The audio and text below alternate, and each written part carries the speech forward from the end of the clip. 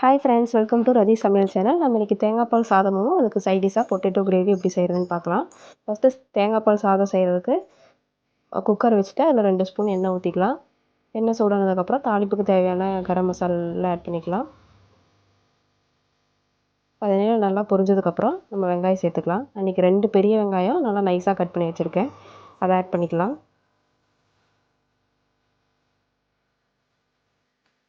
வெங்காயம் நல்லா வதங்கட்டும்.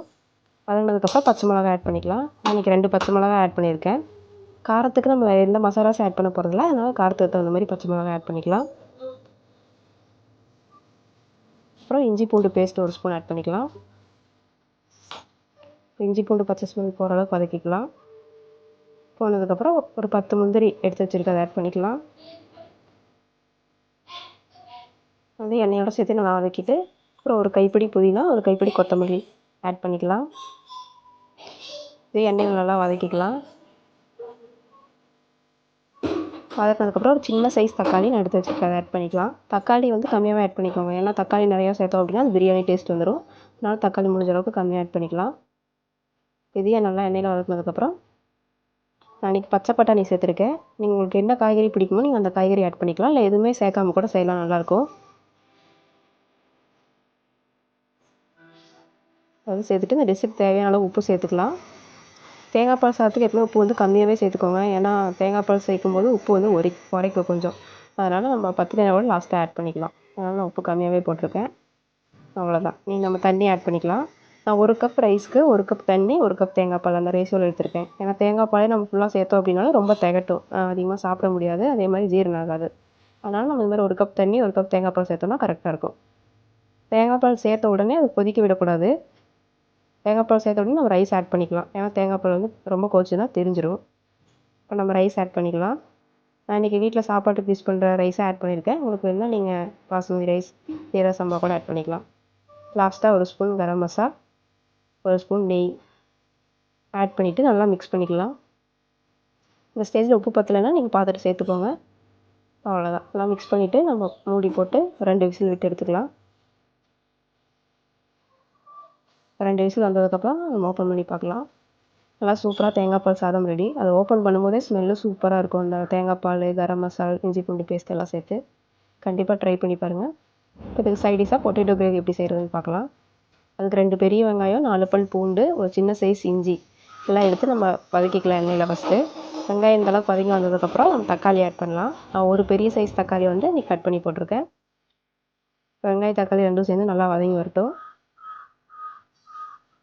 நல்லா இந்தளவுக்கு வதங்கினதுக்கப்புறம் நம்ம 2 ஸ்பூன் தேங்காய் சேர்த்து தேங்காயை நல்லா வதக்கிக்கலாம்.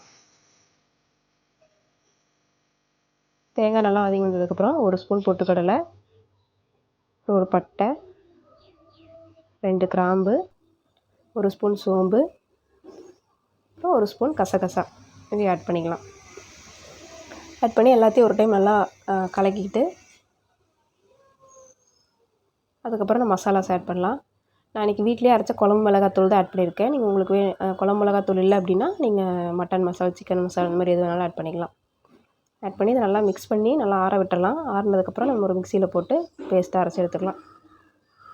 நீங்கள் இந்த மசாலா யூஸ் பண்ணியே என்ன கிரேவி வேணாலும் செய்யலாம். சிக்கன் கிரேவி, இல்லை வெஜிடபிள் குருமா, இந்த மாதிரி எது வேணாலும் செய்யலாம். எல்லாத்துக்கும் சேம் மசாலாஸ் தான். இப்போ இதை நல்லா நைஸாக அரைச்சி எடுத்துக்கலாம்.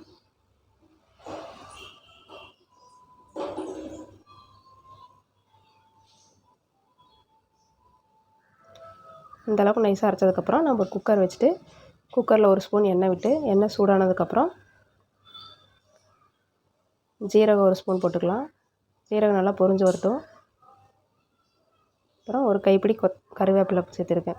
சேர்த்து உருளைக்கிழங்கு வந்து 2 உருளைக்கிழங்கு தோல் சீவிட்டு இந்த மாதிரி குட்டி குட்டியாக கட் பண்ணி வச்சுருக்கேன். இது எண்ணெயில் சேர்த்து நல்லா வதக்கிக்கலாம். உருளைக்கிழங்கு வந்து வேக வைக்க தேவையில்லை. இந்த மாதிரி நம்ம குக்கரில் சேர்த்து செய்யும்போது அது மசாலா ஆட் பண்ணி ஒன்றா வேக வச்சுக்கலாம். உருளைக்கிழங்கு 1 நிமிஷம் எண்ணெயில் வதங்கட்டும்.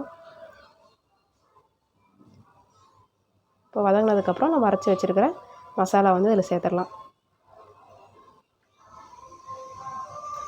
மசாலா சேர்த்துட்டு உங்களுக்கு குழம்பு எந்த கன்சிஸ்டன்சியில் வேணுமோ அந்த அளவுக்கு தண்ணி ஊற்றி நம்ம கன்சிஸ்டன்சி அட்ஜஸ்ட் பண்ணிக்கலாம்.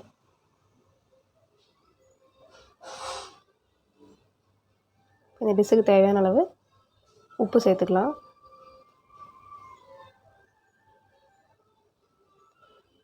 லாஸ்ட்டாக கொத்தமல்லி தழை போட்டு நல்லா ஒரு டைம் மிக்ஸ் பண்ணிவிட்டு மூடி போட்டு வச்சிடலாம். உருளைக்கிழங்கு வேகணும், அதனால் 3 விசில் இல்லை 4 விசில் விட்டோம் அப்படின்னா உருளைக்கிழங்கு கரெக்டாக வெந்துடும். 4 விசில் விட்டு இறக்கிட்டேன். பார்த்திங்கன்னா குழம்பு நல்லா எண்ணெய் பிரிஞ்சு சூப்பராக ரெடி ஆயிடுச்சு. இந்த கிரேவி நீங்கள் வேறு எதுக்கு வேணாலும் ட்ரை பண்ணலாம். இட்லி, தோசை, சப்பாத்தி, இந்த மாதிரி தேங்காய் பால் சாதம், புலாவ் எல்லாத்துக்குமே சூப்பராக இருக்கும்.